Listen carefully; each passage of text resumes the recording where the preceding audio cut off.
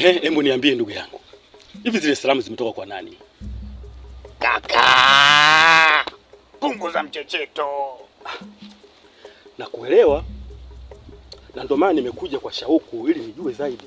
Nafahamu. Na najua hapo jinsi ambavyo masikio yanavowasha washa. Haswa. Yanataradadi. Si ndio bwana? Ile inaitwa bati ya mtende. Sijakuelewa. Nieleweshe. Mbuzi kafia kwa muuza supu. Itanyweka tu baba. Siwezi kukuletea uvundo nyumbani kwako. Tutanuka wote. Endelea kuleta utamu. Utamu wenyewe ni huu. Bwana shamba. Bwana shamba? Kwa nini mimi? Nuru imekuja mlangoni kwako kaka. Hiyo bahati mzee. Sikiza nikwambie ndugu yangu.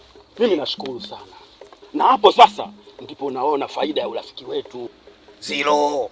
Tulipotoka mbali. Najua. Hii Nuru siwezi kupeleka kwenye mlango wa mtu mwingine. Sasa nikutoe hofu ndugu yangu. Mimi si ndio baba? Ndio. Na mimi ndio mtu wa mwisho katika familia. Sawa kabisa. Na mimi ndio nikisema jambo limekamilika. Hili limeisha. Wewe bwana wewe. Sasa sikiliza. Hapa kuna mambo ya kukawia hapa.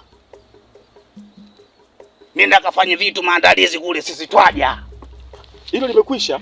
Sisi twaja. Nasema hilo limekwisha. Muda na saa yoyote. Karibuni. Pale nyumbani kwako. Haina shida baba. Au sio? Haina shida.